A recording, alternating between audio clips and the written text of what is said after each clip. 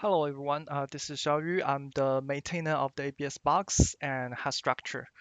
Thank you for your interest in ABS box 201. We are going to go through the multiple ways to set up asset performance in ABS box. Okay, so far there are three scenarios where user need to set asset performance. A, when user want to project the cash flow of a deal or transactions, he needs to set asset performance on the pool. Or B, user has a pool of assets. He wants to project the cash flow for the pools. So he needs to set asset assumptions to the pools as well. Or the third case is user have a single asset. He wants to project the single asset cash flows. He needs the asset assumptions as well. Okay, there in most cases, user can have multiple assets in a pool. Either the pool is just a whole loan type pool or a pool with in deal transactions. So in that means a pool have multiple assets. User have three options to set asset assumptions to the pool. A, on the pool level. B, by index. C, using obligor informations. Let's take a look at the first options. If users set assumptions on the pool level, it assumes that all the assets presents same credit performance profile. For example, the loans share same default rates, prepayment rates, and recovery rates, etc. This method applies to the cases that all the assets in the pool are homogeneous. But what if assets do not share same credit profile? There's a way to tackle that questions. The by index options aims to solve this problem. If the credit performance varies within the assets in the pool, the second option is quite useful. It enables user to set different credit performance to individual assets. In here, for example, in the first tuple, it has two elements. The first element is a list which stores the index of the assets that needs to be applied with the performance assumptions. In here, the first tuple 0, 2 means the red assumptions will be applied to the first assets and the third assets in the pool. The second tuple means the green performance assumptions will be applied to the second assets in the pool. Okay, okay, the third way is more flexible and more powerful way. If an asset has obligor information modeled, user shall have the options to set performance assumptions based on the obligor information. The obligor information contains two fields. A, ID, which is just a string, and B, a text, which is a list of the string. User can model or mapping a lot of information to the obligor information. For example, user can map the credit score or credit rating or income type, document type, whatever text, as long as it's a string, it's a valid text can be put into on the asset level.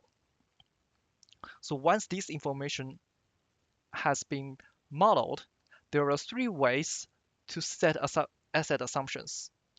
A, by obligor ID. B, by obligor text.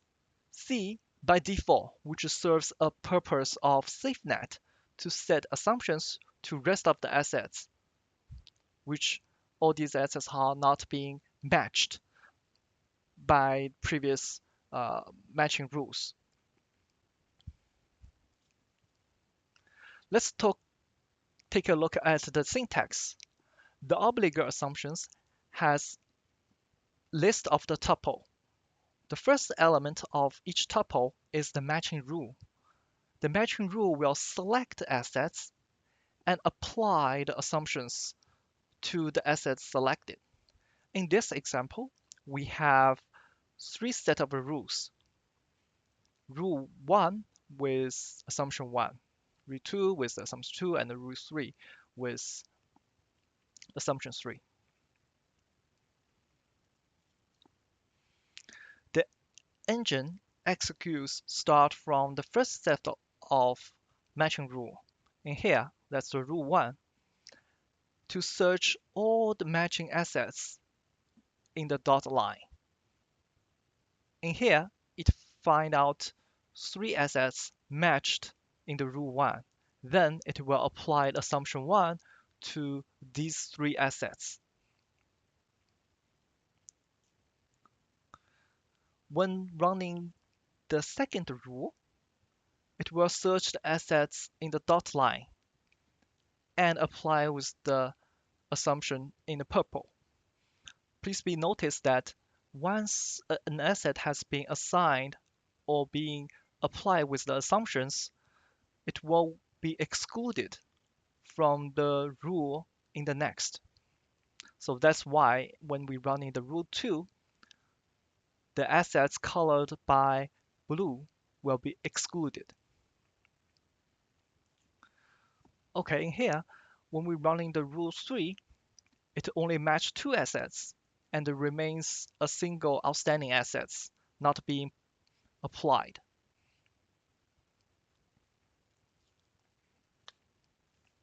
Okay, let's get into the examples. In here, the by ID will apply assumption 1 to the assets with ID A01. In here, they are exactly the same. So this assumption 1 will be applied to the first assets. The execution of the first matching rule is done. Then it will run second matching rule, which is by default, which means it will apply assumption 2 to the rest of the assets which are being missed from the previous rule. In here, it will apply assumption 2 to the asset second and the asset third. The most powerful tagging rule is by tag. In here, BYTAG. In here, tag EQ means the assumption 1 will match assets are exactly same with the matching tag. In here, assumption 1 will only applies to the first assets because the first assets tag is class A red, which is exactly the same in the matching rule, the red class A. So that will be applied with assumption 1. Or in a more relaxed condition, user can have tag any, which will match the assets have any intersection between two tag sets. In here, it has tag class A and blue. In here, the matching tag is class A, so they have at least one single intersection tag, so that will be matched. So assumption 2 will be applied to the second assets. So by default, it's a safety net, so it will apply to the rest.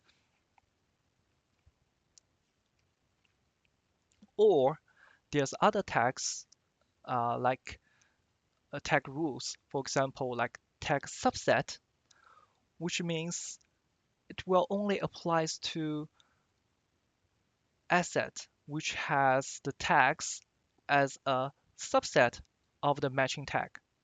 In here, assets tag is class A red, and the matching tag is red class A.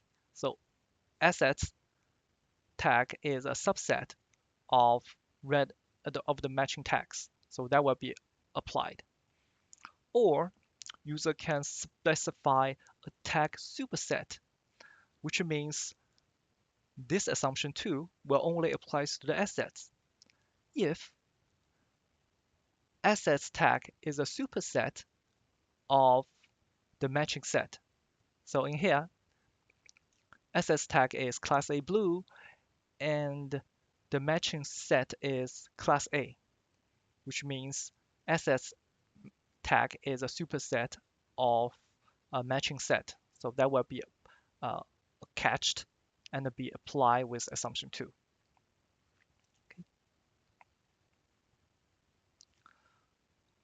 Well, all the matching rules may look like a daunting at first place, but you are free to try the notebook I built in the document here. You can click the notebook category gallery, and there's a set assumption link. Set assumption with obligor info. So that's a complete reproducible example. You can just copy paste it to your local. You can free to try it out to see how to set up performance assumptions on the assets with obligor information. Okay, here's a little bit of summary. So user can set pool performance assumptions on the pool level or in a very detailed low granularity by setting pool assumptions on the pool index level. So you can set assumptions on each loan, or a more generic or more flexible way, user can set assumption by obligor, especially um, once the tag was modeled in the obligor information, user can uh, apply assumptions by the tags. The tags could be a, a credit rating, could be industry where the obligor is in, or by other credit score or credit level, credit category, whatever it is. So it's quite a flexible way user can apply different performance assumptions to the assets. All right, thank you for watching. I hope you enjoy it and grasp the idea. So happy hacking. If you do have any questions, you are free to have raise your tickets on GitHub. I will be watch the issue tab in the GitHub closely, or you can write support emails. I'm happy to answer